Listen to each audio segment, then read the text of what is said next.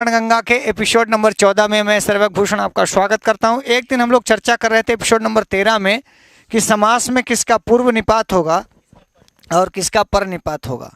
तो वो पूर्व निपात और पर निपात की 13वीं एपिसोड में सब कुछ नहीं हो पाया था, इसलिए 14वें एपिसोड में भी वही रहेगा। क्या समास में हम किसका पूर्व निपात करें, यानी किसको पहले रखें और किस पद को बाद में रखें। पूर्व निपात माने पहले रखना और पर निपात माने किसी शब्द को बाद में रखना। समास में कम से कम 2 शब्द चाहिए, तो 2 शब्दों में से किस पद को यानी किस शब्द को हम पहले रखेंगे और किस शब्द को बाद में रखेंगे, इसी को पूर्व में रखने को पूर्व निपात और बाद में रखने को पर निपात कहते हैं।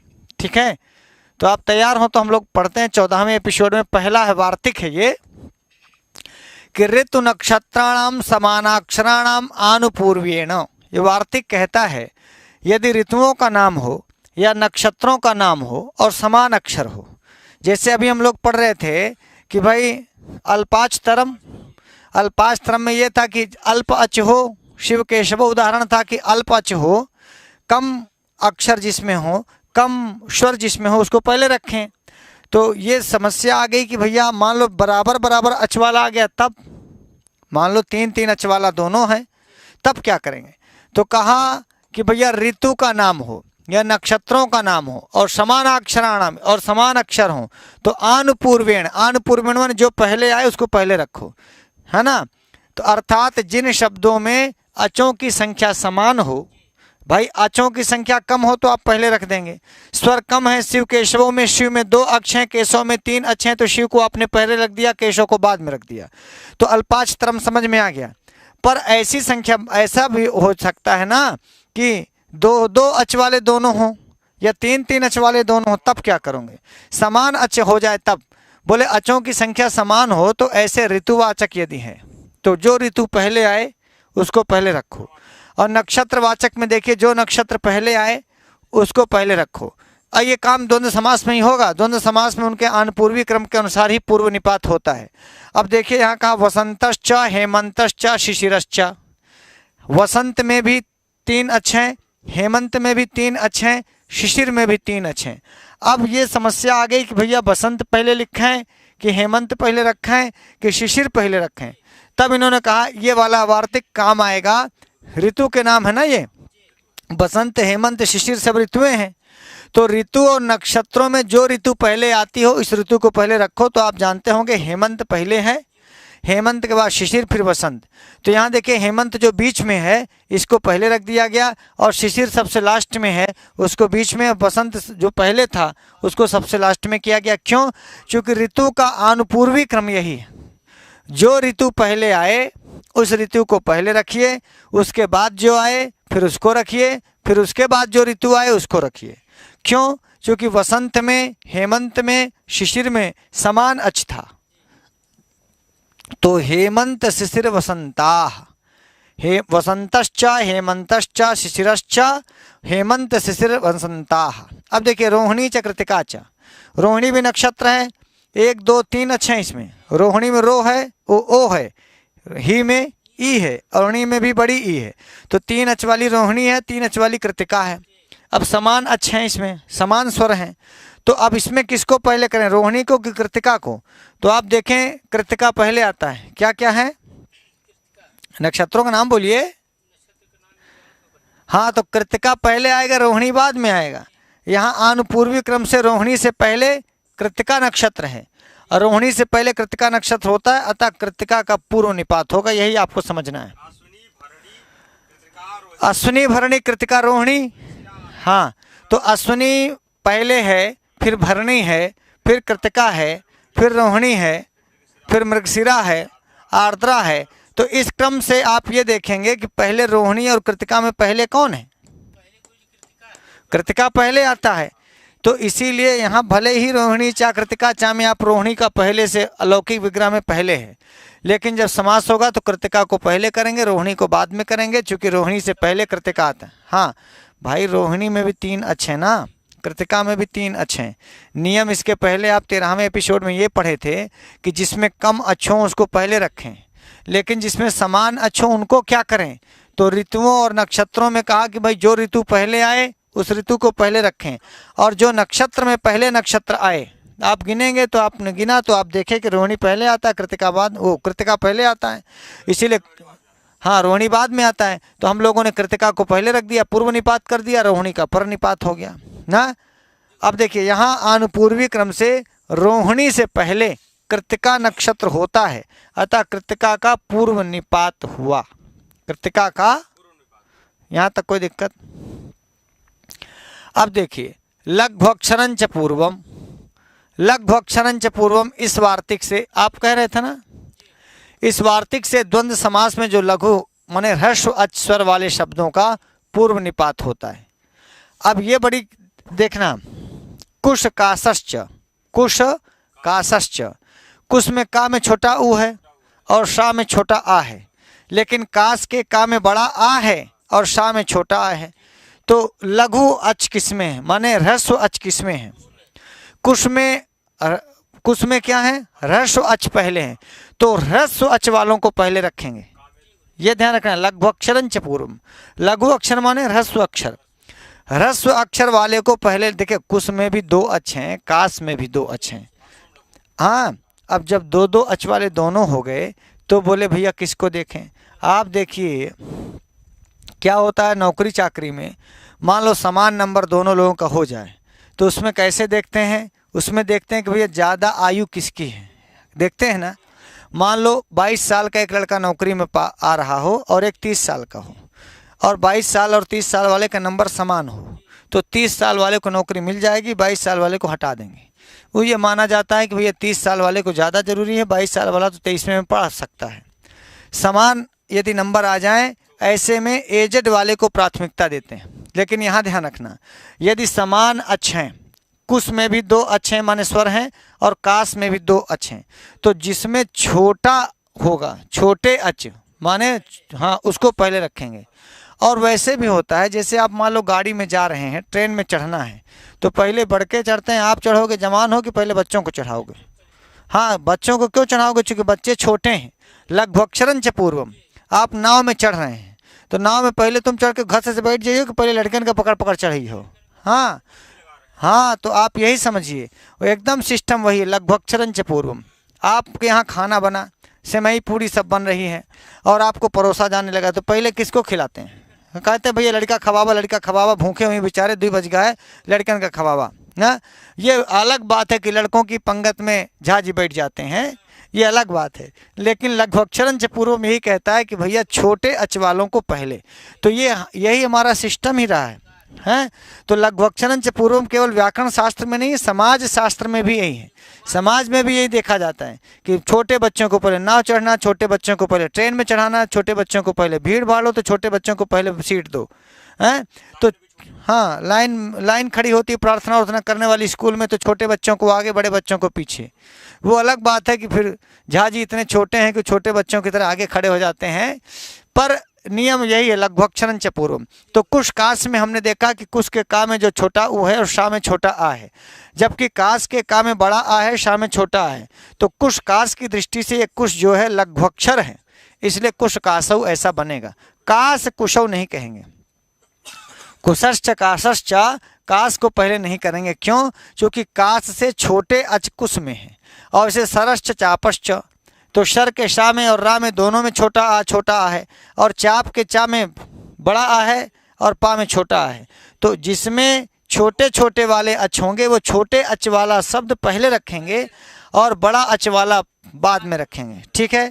तो सरश्च चापश्च चा में सर चापो बनेगा, शर में सर पहले रखेंगे, चाप बाद में रखेंगे। समझ में आ गया झा जी? हाँ, चापे हो कि नहीं? हाँ, चापे रहिए।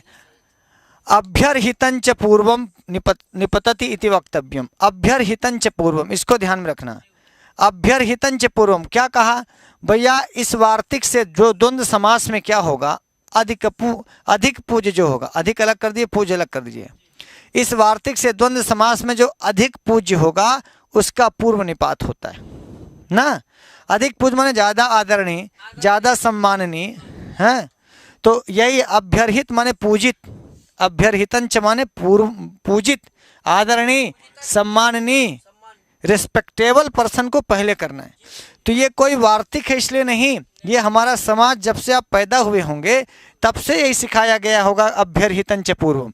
भले ही आपको ये वार्तिक ना बताया गया हो अभ्यर्हितं च पूर्वम, लेकिन अम्मा कही होगी कि भैया पहले बाबा का बैठे दे, पहले बाबा खा दे लाला, देख फूफा आए हैं पहले फूफा का खा ले दे, देख तोर जीजा आए हैं जीजा का बैठे दे तो खाड़ हो जा खटिया से। जब आप जीजा को बैठाते हैं आप खटिया से खड़े हो जाते हैं, यही अभ्यर्हितं च पूर्वम। फूफा आते हैं, फूफा का पहले बिस्कुट मिली, लड़का भले रोबत हो बिस्कुट खातिर।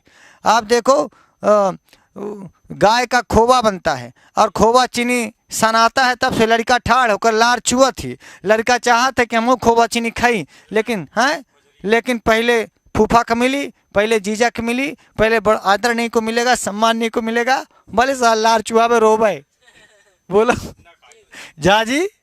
यही है अभ्यर्हितं च पूर्वम। कुछ देखिए व्याकरण शास्त्र में हम लोगों को पढ़ना वो नहीं पड़ता, जो है समाज में जो चल रहा होता है वही व्याकरण शास्त्र में चलता है। तो आप ये भी देख लीजिए, वहाँ छोटे बच्चों को पहले करने की बात हुई, लेकिन जब घर में जीजा आ जाएं, फूफा आ जाएं, आदरणीय लोग आ जाएं, तो फिर बच्चे भी किनारे हो जाते हैं। पहले फूफा का पानी पियाओ, पहले फूफा का चाय दो, पहले फूफा का बड़ा खवाओ, पहले फूफा का नहवाओ, पहले फूफा के साबुन लगाओ, फूफा के गोड़े में तेल लगाओ, तेरी फूफा की ये मतलब अभ्यर्हित बता रहे हैं झा जी, यही अभ्यर्हितं च पूर्वम है। इसीलिए लड़काई में लोग जीजा फूफा का खूब गरियाते थे, वो पूरा जो है पूरा बिस्कुट खा लेते, लेकिन फूफा लोग भी समझदार होते थे। जब फूफा को लड्डू मिठाई कुछ मिलता था तो आओ आओ आओ, तो थोड़ा थोड़ा बतासा थोड़ा थोड़ा दे देते थे बच्चों को। वो जानते थे कि सारे बच्चे भीतर भीतर गरियाएंगे खूब झा जी। हाँ, तो पार्ले जी के बिस्कुट आपके फूफा लाते रहे होंगे ना। हाँ, अभ्यर्हितं च पूर्वम निपतति इति वक्तव्यम। इस वार्तिक से द्वंद्व समास में जो अधिक पूजनीय होगा उसको पहले रखेंगे। जैसे पिता च माता चा में माता पितरौ करते हैं, बच्चों के लिए माता ज़्यादा आदरणीय है। आप कौनो बेटवा से पूछो, बिटिया से पूछो, जब जब बाप मारी ससुरा दौड़ के महतारी के लुकाता है, महतारी ने उसको पकड़ती है, महतारी ने होकर जब से बचपन से उसी को सेई पाली, तेल लगाई, खवाई पियाई। बाप ससुरा क्या करता है? बाप पैदा करने के बाद कुछ नहीं करता झा जी। तो इसीलिए बच्चों के लिए अभ्यर्हित कौन हुआ? बच्चों के लिए माँ ज़्यादा, और वो लिखा भी है कि पिता से 10 गुना अधिक माता होती है, पहली गुरु माता होती है। हाँ, तो इसीलिए पिता च माता चा में ज़्यादा आदरणीय, ज़्यादा अभ्यर्हित माता है, इसलिए माता को पहले किया। माता पितरौ बनेगा, एक शेष हो जाएगा तो पितरौ भी बनेगा, लेकिन एक शेष अर्जुनश्च वासुदेवश्च में बताइए ज़्यादा देखो। अब देखिए अर्जुन में 3 अक्ष हैं, वासुदेव में 4 अक्ष हैं।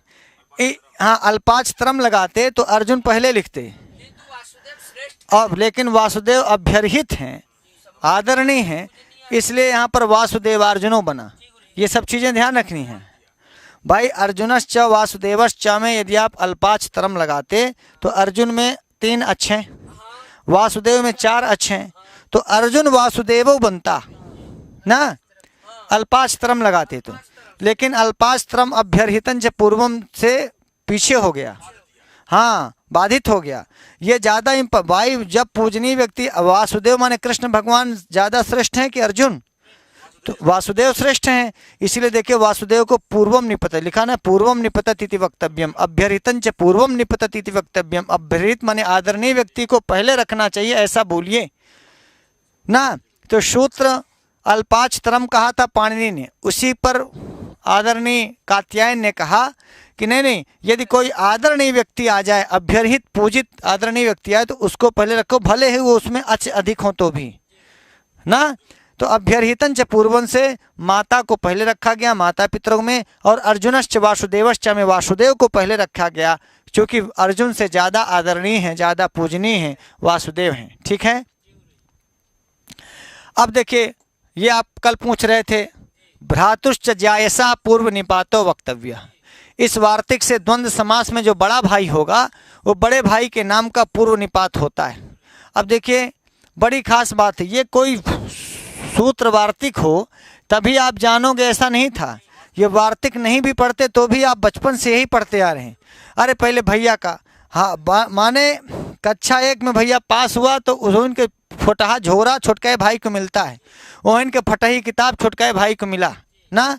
संयोग से हम तो बड़े भाई थे, नहीं तो ये देखा गया छोटका के बेचारे के नया कपड़ा सैदे कब हो बनत हो, बड़का का आया उसका छोटा चड्ढी पड़ गई, जब छोटका के दे दे उसका पैंट बड़के भाई को बना, ओके थोड़ा छोटा हो गया, लंबाई हो बढ़ गई, कहीं ओका दे दे, छोटका एक दे दे। तो छोटकवा बेचारा जिंदगी भर सब अपने बड़े भाई के पुराना पैंट पहने, पुराना शर्ट पहने, पुरानी चड्डी पहने, इसी। हाँ, अब भ्रातुश्च जायसा पूर्व निपातो वक्तव्य में आप देखेंगे बड़े भाई का सम्मान समाज में पहले भी ज़्यादा था, आज भी है, आगे भी रहेगा ना। तो व्याकरण में भी वही है, भ्रातुश्च जायसा। अब देखिए यहाँ पर आप आगे बढ़ेंगे तो अर्जुनश्च युधिष्ठिरश्च में जब समास होगा तो अर्जुन में कम अच्छे हैं और युधिष्ठिर में अधिक अच्छे हैं, तो अल्पाच तरम के हिसाब से अर्जुन को पहले और युधिष्ठिर को बाद में होना चाहिए, अल्पाच देखेंगे तो ना। पर अच्छा, दूसरी बात, अर्जुन ये तो आपने देख लिया, और यहाँ ज़्यादा अच्छे हैं, लेकिन युधिष्ठिर बड़े भैया हैं, तो इसलिए बड़े भैया का सम्मान करते हुए जैसे अभ्यर्हितं च पूर्वम वक्तव्य में से देखेंगे और भाई के हिसाब से भी देखेंगे, तो बड़े भाई होने के नाते युधिष्ठिर का पूर्व निपात होगा, अर्जुन का बाद में होगा।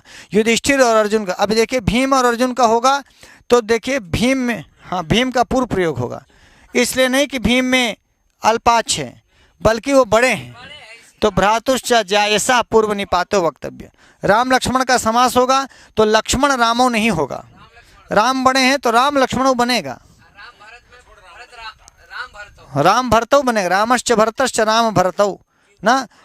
हाँ, लेकिन भरत लक्ष्मण में भरत पहले रहेंगे, भरत बड़े हैं, हाँ, लक्ष्मण शत्रुघ्न में लक्ष्मण बड़े हैं, तो जो बड़ा भाई होगा उसका पूर्व निपात होगा, चाहे शत्रुघ्नश्च लक्ष्मणश्च ऐसा आप विग्रह करेंगे, शत्रुघ्न को पहले रख दें लक्ष्मण को बाद में रख दें, कोई दिक्कत नहीं विग्रह में, लेकिन जब सामासिक पद बनेगा तो लक्ष्मण शत्रुघ्नौ बनेगा, लक्ष्मण शत्रुघ्नौ, लक्ष्मण बड़े हैं। ऐसे ही अर्जुनश्च युधिष्ठिरश्च में आप युधिष्ठिर अर्जुनौ देख रहे हैं ना, तो ये ध्यान रखिएगा। भ्रातुश्च जायसा, जैसा माने बड़ा भाई जो होगा वो भ्राता, यदि बड़ा भाई है तो पूर्व निपातो वक्तव्य, तो उसको पहले रखना चाहिए, द्वंद्व समास में उसको पहले, उसका नाम पहले आना चाहिए। झा जी समझ में आ रहा है?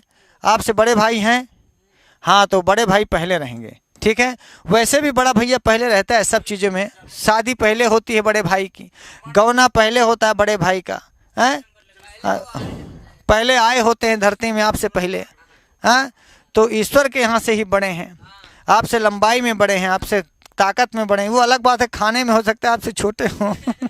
झा जी कहते हैं कि हमसे कोई बढ़ जाए, पूरे संस्कृत गंगा में चैलेंज है, यदि झा जी से ज़्यादा कोई खा ले तो झा जी अपना नाम बदल दें, लेकिन आज तक नाम बदलना नहीं पड़ा। झा जी कहते हैं कि हमारे यहाँ भगवान ने दो पेट बनाया है, एक सामान्य पेट है जिसमें सामान्य भोजन जाता है, एक एक्स्ट्रा पेट है, जैसे नहीं कहते हैं कि जब गाड़ी का तेल पेट्रोल खत्म होने लगता है तो कहते हैं रिजर्व में लगा देते हैं, तो झा जी कभी झा जी का एक रिजर्व पेट है जो कभी कभी खोलते हैं, तो इसलिए झा जी से खाने में कोई नहीं जीत सकता, हाँ, गोल्ड मेडलिस्ट हैं। अब झा जी रोटी नहीं गिन के खाते हैं, क्या होता था, रोटी गिन के खाते थे तो छोटी छोटी रोटी बना देता था हमारा पाचक, तो हाँ, गिनती पूरी कर देता था, 18 रोटी बताते थे कि हम 18 खाएंगे, तो वो जो है 4-5 रोटी का 18 बना देता था। अब ये ऐसे कर लेते हैं कि इसी में भर, इतना ऐसे कर देते हैं, इसी में भर दो और जितनी रोटी आ जाएगी वजन से खाते हैं। वजन, चलिए आगे देखिए, वर्णानाम आनुपूर्वेण पूर्व निपाता, वर्णानाम आनुपूर्वेण पूर्व निपाता। बोले भैया इस वार्तिक से ये है कि ब्राह्मण आदि जो वर्णवाचक जातिवाचक शब्दों का द्वंद्व समास होने पर जो श्रेष्ठता के क्रम से पूर्व निपात होता है, हाँ, तो ब्राह्मण क्षत्रिय वैश्य शूद्र ऐसे हम वर्णों का क्रम गिनते हैं, तो इस हिसाब से शूद्रश्च ब्राह्मणश्च विट्च क्षत्रियश्च का समास करेंगे, तो सबसे पहले क्या लिखेंगे, ब्राह्मण, फिर क्षत्रिय, फिर वैश्य, फिर शूद्र, ऐसा समास बनेगा। तो वर्णानाम आनुपूर्वेण पूर्व निपाता वक्तव्य मतलब हो गया वर्णों में जो आनुपूर्वी क्रम से, हाँ, तो पहले के क्रम से ब्राह्मण क्षत्रिय वैश्य शूद्र ऐसा हम लोग गिनते हैं, तो यहाँ भले ही शूद्रश्च आप पहले लिख रहे हैं मतलब लौकिक विग्रह में, पर जब समास करेंगे पूरा द्वंद्व समास तो पहले ब्राह्मण, फिर हाँ, फिर क्षत्रिय, फिर विट माने वैश्य और फिर शूद्र, हाँ, सब प्रक्रिया द्वंद्व समास की है, ये ध्यान रखना। ये सारी प्रक्रिया देखो यहाँ लिखा है द्वंद्व समास में ब्राह्मण आदि वर्णवाचक जातिवाचक शब्दों का द्वंद्व समास होने पर श्रेष्ठता के क्रम से पूर्व निपात होता है। हैं, यहाँ भी आप पूछें तो आप देखते रहिए। ये देखो द्वंद्व समास में भ्रातुश्च जैसा पूर्व निपातो वक्तव्य, कहाँ द्वंद्व समास में, सारा नियम कहाँ लग रहा है? हाँ, ये देखो इस वार्तिक से द्वंद्व समास में ये लिखा है, द्वंद्व समास में लघु अक्षर पहले आएगा। सब ये द्वंद्व समास का चल अभ्यरितन च पूर्वम में देखिए यहाँ ये लिखा है द्वंद्व समास में। द्वंद्व समास में अधिक पूज्य का पूर्व निपात होता है ना, सब चीज़ों में देखना। हाँ, अचों की संख्या समान हो ऐसे ऋतुवाचक नक्षत्रवाचक, तो यहाँ लिखा देखो द्वंद्व समास में, द्वंद्व समास में ऐसा होता है। तो हमेशा आप ध्यान रखिएगा ये सारी चर्चा किस समास के, द्वंद्व समास में है। अब आके यहीं तक पहुँचे थे ना, वर्णानाम अनुपूर्वेण पूर्व निपाता। आगे देखिए ये लिखा है संख्यायाः अल्पीयसाः पूर्व निपातो वक्तव्य। संख्यायाः अल्पीयस्याः, अल्पीयस्याः इस वार्तिक से समास में छोटी संख्या का पूर्व निपात होता है। जैसे पंचवा षडवा पंचशाह होगा, द्वौचा दशचा में छोटी संख्या कौन है? दो, और 10 बड़ी संख्या है, तो द्वादश में दो पहले, 10 द्वाह नहीं करेंगे। यहाँ पंच और षड में ये लिखा ना पंचवा षडवा, तो छोटी संख्या कौन है? 5, तो पंच पहले रहेगा। यहाँ 6 जो है छोटी संख्या 6, यहाँ 6 से छोटी संख्या 5 है और इसलिए 5 का पूर्व निपात हुआ है। और यहाँ 2 और 10 में छोटी संख्या 2 है, तो 2 को पूर्व निपात हुआ। छोटी संख्या माने हाँ 10 है, तो 10 बड़ी संख्या है, 2 से बड़ी संख्या 10 बाद में रहेगी, छोटी संख्या पहले रहेगी। वही नियम है भ्रातुश्च जैसा वाला, अथवा वही कि जो लघ्वक्षरं च पूर्वम वाली बात है, लघु अक्षर पर, तो वही बात है कि छोटी संख्या पहले होगी। हाँ, अल्पी यस्याः संख्यायाः, जो छोटी संख्या होगी वो पूर्व निपातो वक्तव्य। जो पता नहीं है कि नहीं, तो आप ये समझ में आ गया। ये बहुत पूछता है। अब देखिए सप्तमी विशेषण बहुब्रीहि। अब देखो ये बहुब्रीहि का विषय है, बहुब्रीहि का विषय है। बहुब्रीहो माने बहुब्रीहि समास में, इस सूत्र से बहुब्रीहि समास में ध्यान रखना, किसमें? जो सप्तम्यंत पद और विशेषणवाची पद का पूर्व निपात होता है। जैसे कंठे स्थिता काला यस्सा में कंठे में सप्तमी है, तो कंठे पहले रहेगा, देखो कंठे काला बन गया। यह लिखा है सप्तमी और विशेषण है, सप्तमी विभक्ति हो या विशेषण हो बहुब्रीहि समास में, तो फिर उसका पूर्व निपात होगा। अभी तक आप द्वंद्व समास का पढ़ रहे थे, तो बहुब्रीहि समास में जो सप्तम्यंत पद होगा या विशेषणवाची पद होगा उसका पूर्व निपात होगा। तो कंठे स्थिता काला यस्सा में कंठे में कौन विभक्ति है? तो इसलिए कंठे काला बन गया, काले काला कंठे नहीं बन गया। समझ में आया? और यहाँ सप्तम्यंत क्या है? कंठे पद का, इसलिए इससे पूर्व निपात हो गया। बहुब्रीहि समास तो कंठे काला बहुब्रीहि तो है। अब आगे देखिए चित्रा गावो यस्सा, तो गाय कैसी है? चितकबरी है, तो ये गाय विशेष से है, चित्रा होना क्या है? उसका विशेषण है। तो यहाँ आप ये पढ़ रहे थे कि बहुब्रीहि समास में चाहे सप्तम्यंत पद हो या विशेषणवाची पद हो, तो सप्तम्यंत पद तो कंठे में आपने देख लिया और विशेषणवाची पद चित्रा गावों में देख लो। तो गाय कैसी है? हाँ, तो गावा का विशेषण है चित्रा, तो चित्रा गावो यस्सा में गाव चित्रा होगा, गो चित्रा होगा कि चित्रा गावा होगा? कि चित्रा को पहले रखें कि गावा को? तो वह चित्रगु में देखो चित्र शब्द पहले आया, गो। हाँ, एक उदाहरण सप्तमी का है, ये कंठे काला वाला सप्तमी होने से पहले हुआ और चित्रा गावों में चित्रा विशेषण होने से पहले हुआ। कर लेंगे। हाँ, विशेषणवाची जो चित्रा शब्द है, चित्र शब्द है, इसी सूत्र से इसका पूर्व निपात हुआ। किस सूत्र से? ये सूत्रवा ध्यान रखना। सप्तमी विशेषण मतलब ये हुआ बहुब्रीहो में सप्तमी है, बहुब्रीहो माने सप्तमी, तो बहुब्रीहि में सप्तमी और विशेषण, सप्तम्यंत पद हो या विशेषणवाची पद हो, उसका पूर्व निपात होगा। चूंकि पूर्व निपात वाला प्रकरण चल रहा है तो पूर्व निपाता की अनुवृत्ति ले लेंगे, पूर्व निपाता पीछे से अनुवृत्त होकर के आ जाएगा। तो लेकिन ध्यान रखना, ये पूछ लेगा कि सप्तम्यंत पद या विशेषणवाची पद किस समास में पूर्व निपात होंगे। सवाल कैसे पूछेगा, ये मजेदार बात है ना। सवाल कैसे पूछेगा समझ गए? सप्तम्यंत पद और विशेषणवाची पद किस समास में, फिर 4 विकल्प दे देगा, द्वंद्व में, बहुब्रीहि में, अव्ययी भाव में, तत्पुरुष में। तो ये सूत्र याद रहेगा कि सप्तमी विशेषणे बहुब्रीहि हो। कर लेंगे। यह पूछ लेगा कि भाई चित्रगुह में चित्र शब्द का पूर्व प्रयोग या पूर्व निपात किस सूत्र से? सप्तमी विशेषण बहुब्रीहि। हाँ, यह पूछ लेगा कंठे कालह में कंठे पद का पूर्व निपात किस सूत्र से हुआ? ऐसे सवाल बन जाएंगे। तो इसको पढ़िए, सवाल भी समझिए, सवाल भी आपको समझना साथ में पड़ेगा ताकि इस प्रकार के कोई प्रयोग आए कर ले जाएं। पूछ लेगा सप्तमी विशेषण बहुब्रीहि इस सूत्र का उदाहरण है? कंठे काला और चित्र को कोई होगा उसी को मार देना आपको। ठीक। अब सर्वनाम संख्यायो और उपसंख्यानम, सर्वनाम संख्यायो उपसंख्यानम, ये वार्तिक है, अर्थात सर्वनाम और संख्यावाचक शब्द का बहुब्रीहि समास में पूर्व प्रयोग होगा। फिर से बहुब्रीहि की चर्चा हो रही है, ये वार्तिक है। कहा सर्वनाम अर्थात सर्वनाम पद हो या संख्यावाचक शब्द हो, यदि बहुब्रीहि समास में वो आ रहे हैं तो उनका पहले प्रयोग होगा। जैसे सर्वः श्वेता यस्य सः, तो सर्व शब्द सर्वनाम पद है कि नहीं? सर्वा सर्वो सर्वा सर्वम है, तो सर्वनाम पद होने के कारण सर्वश्वेता में सर्व शब्द का पहले प्रयोग हो गया। यहाँ सर्व शब्द सर्वनाम संज्ञक है, अतः इसका पूर्व निपात हुआ। और देखना द्वौ शुक्लौ यस्य सः, दो शुक्लों में दो क्या है? संख्यावाची है। तो चाहे सर्वनाम पद हो चाहे संख्यावाची हो, तो सर्वनाम पद का सर्वश्वेता यस्य सः, ये सर्वश्वेता उदाहरण हो गया। और संख्यावाची का द्वौ शुक्लौ यस्य सः से द्विशुक्ला बन गया। शुक्ल द्वि नहीं बनेगा, शुक्ल का पहले हाँ, इसका मतलब बहुब्रीहि समास में, इसके पहले हम लोग पढ़ रहे थे कि अल्पी यस्या संख्या या पूर्व निपातो वक्तव्य है, लेकिन वो द्वंद्व समास की बात थी। द्वंद्व समास में यदि कम संख्या वाला हो तो पहले होगा, पर यहाँ ऐसा नहीं है। यहाँ यदि सर्वनाम पद है तो भी वो सर्वनाम पद पहले होगा, या तो संख्यावाची पद है तो वो पहले होगा। लेकिन बहुब्रीहि समास में संख्यावाची पद द्विगु में भी होता है, तो वो द्विगु वाला बात नहीं हो रही है। देखो द्वौ शुक्लौ यस्य सः, द्वौ शुक्लौ यस्य सः द्विशुक्ला ना, संख्यावाची पद क्या? द्वि, तो द्वि शब्द का पूर्व निपात हुआ। भैया किससे? तो सर्वनाम संख्या और उपसंख्यानम, सर्वनाम पद और संख्यावाची पद को पहले कहना चाहिए। उपसंख्यानम माने पहले बोलना। विनीत जी समझ गए? झा जी हंस दें, पूरा हंचा रहा है, समझ में आ रहा है? हाँ, आगे देखिए, वा प्रिय से पूर्व निपाता, वा प्रिय से वार्तिक है। इस वार्तिक से बहुब्रीहि समास में जो प्रिय शब्द के पूर्व निपात के संदर्भ में स्वेच्छाचारिता होती है, यथा गुड़ा प्रिया यस्य सः गुड़ प्रिया या प्रिय गुड़ा। अब देखना यहाँ लिखा है वा माने विकल्प, वा माने किसका विकल्प? प्रिय का। प्रियस्य पूर्व निपाता वा, प्रिय शब्द का पूर्व निपात विकल्प से। हाँ, मतलब आप चाहें तो प्रिय शब्द के साथ जब बहुब्रीहि समास हो, बहुब्रीहि की बात है, गुड़ा, गुड़ा माने गुड़, समझ रहे हैं? गुड़ प्रिय है जिसको, जैसे झा, तो झा जी को आप गुड़ प्रिया कह सकते हैं या प्रिय गुड़ा भी कह सकते हैं।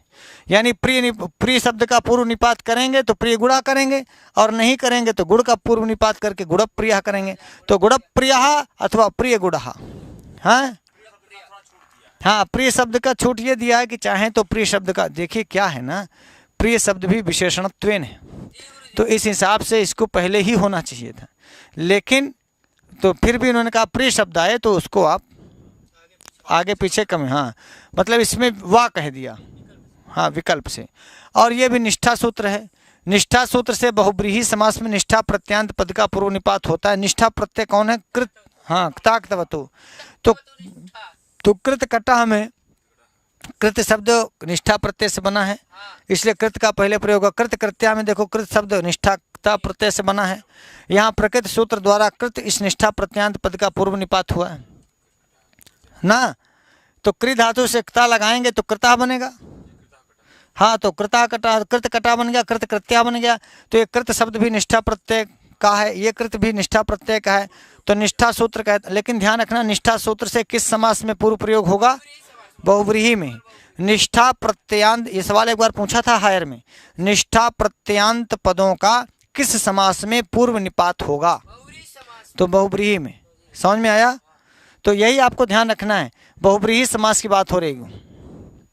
अब वा आहिताग्न्यादिषु, वा हिताग्न्यादिषु माने आहिताग्न्यादि एक गण है, जैसे सर्वादि गण है वैसे आहिताग्न्यादि एक गण है। इसमें निष्ठा प्रत्यांत शब्दों का बहुब्रीहि समास में विकल्प से पूर्व निपात होता है। देखो हमेशा निष्ठा प्रत्यांत पदों का पूर्व निपात था, पक्ष में पर निपात भी होता है, लेकिन यदि वो आहिताग्नि गण के साथ समास हो रहा है तो, जैसे आहिताः अग्न्यः येन सह पूर्व निपात होगा तो आहिताग्नि और पर निपात होगा तो अग्न्याहिता ना। ये ध्यान रखना। वा माने विकल्प, वा माने आहिताग्न्यादिश विकल्पः, आहित्याग्न्यादि गण में विकल्प होगा। ठीक है, आहित्याग्न्यादि गण में विकल्प होगा। यहाँ से निष्ठा ले लेना है, यहाँ से निष्ठा ले लो। अब निष्ठा ले लीजिए। निष्ठा व आहिताग्न्यादिषु, निष्ठा प्रत्यांत पदों का पूर्व प्रयोग हो लेकिन आहिताग्न्यादि गण का हो तो वाह माने विकल्प से। तो जब विकल्प से होगा तो देखिए आहित में क्ता प्रत्यय है, तो क्ता प्रत्यय है आंग उपसर्ग के साथ, तो आहिताग्नि में पूर्व प्रयोग हो गए तो निष्ठा सूत्र से था, लेकिन यहाँ वा आहिताग्न्यादि से अग्न्याहिता भी बनेगा, तो अग्नि शब्द का पूर्व प्रयोग हो गया, आहित बाद में चला गया ना। यानी क्ता प्रत्यांत का एक बार पूर्व प्रयोग देखेंगे तो आहिताग्नि, और पर निपात देखेंगे तो आहित बाद में चला गया ना। कडारा कर्मधारे सूत्र से कर्मधारय समास में कडारा आदि शब्दों का विकल्प से पूर्व निपात होता है। कडार जैमिनी या जैमिनी कडारा। हाँ, कडारा कर्मधारे सूत्र से कर्मधारय समास में, कर्मधारय माने कर्मधारय समास में, कर्मधारय समास में जो कडारा शब्द आएगा उसका पूर्व निपात होगा लेकिन विकल्प से। तो कडार जब पूर्व निपात होगा तो कडार जैमिनी बनेगा, और जब कडार विकल्प से नहीं होगा तो जैमिनी पहले आ जाएगा, तो बन जाएगा जैमिनी कडारा। तो कडार जैमिनी ही अथवा जैमिनी कडारा, कडारा कर्मधारे वाह। ठीक है, कर लेंगे।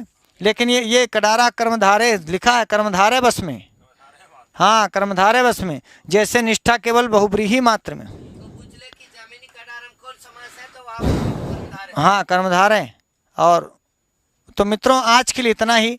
हम लोग 2 एपिसोड में ये पढ़ रहे थे समास में कि किसका पूर्व निपात करें किसका पर निपात करें। पूर्व निपात करें मतलब 2 शब्दों का जब समास करें तो किसको पहले रखें, और पर निपात का मतलब होता है किसको बाद में रखें।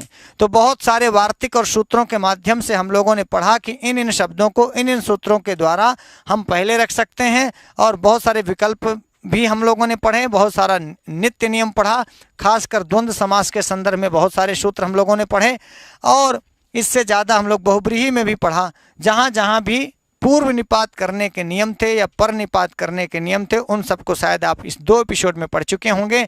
इतने कहेंगे, रोज़ सुबह 8 बजे शाम को 8 बजे लाइव कक्षाएं आती हैं, चाहे आप जूनियर की तैयारी कर रहे हों, चाहे आप TGT PGT DSSB LT REET कोई भी एग्ज़ाम दे रहे हों, ये लाइव कक्षाएँ आपके लिए बहुत इंपॉर्टेंट होंगी। अच्छा लगा हो तो आप लाइक सब्सक्राइब करिएगा, चैनल को सब्सक्राइब करेंगे तो 1 साल तक आपको इस प्रकार की निःशुल्क सेवाएँ मिलती रहेंगी। ऐप में भी पूरा एपिसोड नाम से Sanskrit episode, Sanskrit exam episode नाम से आपको ये पूरा एपिसोड को एक साथ रख दिया गया है। वहाँ भी आप फ्री में देख सकते हैं यदि संस्कृत गंगा का ऐप डाउनलोड किए होंगे तो। रोज़ मिलेगा नया पाठ, एक सुबह 8 एक शाम 8, रोज़ मिलेगा नया पाठ, एक सुबह 8 एक शाम 8। भूलिएगा नहीं, जहाँ भी रहें स्वस्थ रहें, व्यस्त रहें, मस्त रहें।